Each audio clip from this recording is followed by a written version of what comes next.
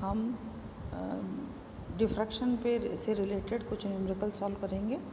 First numerical हम लेते हैं। एक जोन प्लेट के प्रथम वलय की त्रिज्या 0.07 सेंटीमीटर है। अनंत दूरी पर रखे बिंदुवत स्रोत से 5000 एंगस्ट्रॉम की तरंग दैर्घ्य का प्रकाश इस पर आपतित होता है, तो मुख्य प्रतिबिंब की दूरी ज्ञात कीजिए। The central circle of A zone plate has radius 0.07 centimetre. Light of wavelength 5000 angstrom coming from an object at infinity from the plate falls on it. Find the position of the principal image. इसको solve करने के लिए हमें पता है zone plate के अधिकतम प्रदीप्त जो प्रतिबिंब है, जिसको कि हम मुख्य प्रतिबिंब कहते हैं, सेंटर वाला या प्रथम फोकस की दूरी हमारे को पता है, क्योंकि उसमें कई सारे फोकस होते हैं। तो हमारे पास फॉर्मूला क्या होता है उसके अंदर कि F1 F N is equal to R N square upon N lambda. यहाँ पे क्योंकि 1 है एन, तो F1 is equal to R1 square upon lambda हो गया। जहाँ पे हमें दे रखा है क्वेश्चन में R1 कितनी हमारे पास 0.07 सेंटीमीटर है, तो इसको हमने मीटर्स में कन्वर्ट कर लिया। 0.07 इंटू 10⁻⁻2 मीटर्स। और लेमडा कितना हो गया, लेमडा हो गया हमारे पास 5000 एंगस्ट्रॉम है, तो 5 इंटू 10⁻⁷ मीटर्स के बराबर। अब F1 जो फर्स्ट फोकस दूरी निकालनी है हमें, तो वो कितनी हो गई, F1 is equal to R1 square. R1 square कितनी वैल्यू है, 7 into 10⁻⁴ square divided by 5 into 10⁻⁷ is equal to 0.98 metre. इसका मतलब क्या हो गया कि जो हमारे को first position of the principal image दिखेगी वो 0.98 मीटर्स पर दिखाई देगी। इसी तरह एक और न्यूमेरिकल करते हैं। एक जोन प्लेट के अक्ष पर जब बिंदु आकार का प्रकाश गिरता है, तो जोन प्लेट से क्रमशः 30 सेंटीमीटर तथा 6 सेंटीमीटर पर सबसे तीव्र तथा उसके बाद की सबसे तीव्र प्रदीप्ति का प्रतिबिंब बनता है। दोनों प्रतिबिंब एक ही तरह के हैं तथा प्रकाश स्रोत से दूरी के दूसरी तरफ बनते हैं। प्रथम जोन की त्रिज्या तथा मुख्य फोकस दूरी की परिकल्पना कीजिए। वही हमें F1 निकालना है और उसके बाद हमें प्रिंसिपल फोकल लेंथ इसमें कैलकुलेट करनी है। On a zone plate for a point source of light on the axis, the strongest and next strongest images are formed at 30 centimeter and 6 centimeters respectively from the zone plate. तो ये अलग अलग focus दिए हुए हैं आपको। कौन कौन सा दिया हुआ है, फर्स्ट और स्ट्रॉन्गेस्ट मीन्स पहला और तीसरा, क्योंकि सेकंड पे मिनिमा बनेगा तो हम कहेंगे कि जब और number of half period zones होंगे तभी मैक्सिमा बनेगा।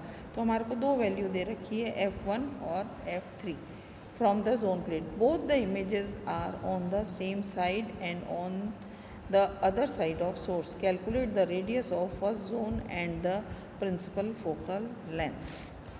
इसके लिए हम क्या कह रहे हैं, प्रश्न के अनुसार प्रथम तथा द्वितीय फोकस दूरियां कौन सी हो जाएगी, मैक्सिमा का है, स्ट्रॉन्गेस्ट का है। इसलिए हमें पता है कि जब भी odd number of half period zones होंगे तो मैक्सिमा मिलेगा। तो हमारे पास क्या हो गया, पहला, तीसरा, पांचवा ये सारे मैक्सिमा होंगे। सिमिलरली दूसरा, चौथा, छठा सारे मिनिमा होंगे।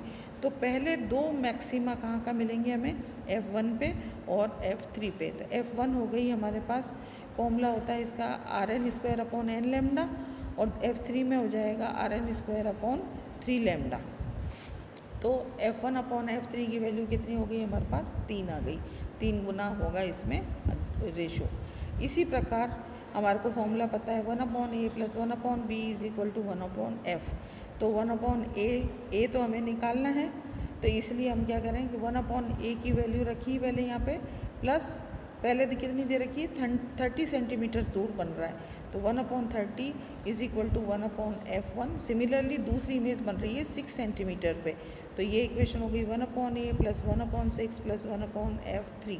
ये दोनों की ही वैल्यूज़ जो हैं, इन इक्वेशंस को दोनों को सब्ट्रैक्ट कर दिया हमने, तो इक्वेशन आ गई 1/30 minus 1/6 is equal to 1/f1 minus 1/f3। यहाँ से जब इक्वेशन को हमने सॉल्व किया तो हमारे पास ये वैल्यू आ जाएगी। तो यहाँ से F3 आ गई 5 सेंटीमीटर, और हमें पता है कि जो F1 is equal to 3F3 होता है, तो F1 होगी 15 सेंटीमीटर। तो हमने दोनों जो वैल्यूज़ थी जहाँ पे बनेंगे ये फर्स्ट और थर्ड जो स्ट्रॉन्गेस्ट इमेज बनेगी उसकी वैल्यूज़ हम कैलकुलेट कर सकते हैं। नेक्स्ट, उस जोन प्लेट के प्रथम 3 पारदर्शी कटिबंधों की त्रिज्याएं ज्ञात करो जिसकी 6000 एंगस्ट्रॉम तरंगदैर्घ्य के प्रकाश के लिए फोकस दूरी 2 मीटर है। Find the radius of the first 3 transparent zones of A zone plate behaving like a convex lens of focal length 2 meter from light of wavelength 6000 angstrom. इसको सॉल्व करने के लिए सबसे पहले हम लिख रहे हैं कि जोन प्लेट की प्रथम फोकस दूरी, उसको जनरल फॉर्मूला होता है इसका F = RN² / n, जहाँ पे n जो है वो जोन का नंबर है और Rn जोन की त्रिज्या है। अतः Rn कितना आ गया यहाँ से, Rn हो गया √ जो सबसे पहली इक्वेशन लिखी है यहाँ से Rn निकालेंगे तो Rn = √NF λ। जो क्वेश्चन है इसके हिसाब से क्या कहा है इसमें कि जो F है फोकल लेंथ दे रखी है हमें 2 मीटर, लैम्डा दे रखा है 6000 एंगस्ट्रॉम, इसको भी मीटर्स में कन्वर्ट कर लिया तो ये हो गया 6 × 10⁻⁷ मीटर्स। अब हम ये मानते हैं कि माना जोन प्लेट के विषम संख्या वाले कटिबद्ध पारदर्शी है, अतः n = 1, 3, 5 रखने पर हमारे पास अलग अलग ये त्रिज्याएँ आ जाएगी। जब n की वैल्यू 1 रखी है तो Rn जो था वहाँ R1 किया तो इक्वेशन हो गई √F λ, F की वैल्यू है लैम्डा की है तो ये आ गई 1.09 mm। द्वितीय कटिबद्ध के लिए निकालेंगे तो क्योंकि मैक्सिमा के लिए वैल्यू चाहिए तो n कितना, अब n की वैल्यू हमने ली थी 135, तब 3 लेंगे तो R3 आ जाएगा हमारे पास 1.9 mm। इसी तरह जो थर्ड है केस उसके में हम n = 5 रखेंगे तो R5 आ जाएगा हमारे पास 2.45 mm के बराबर।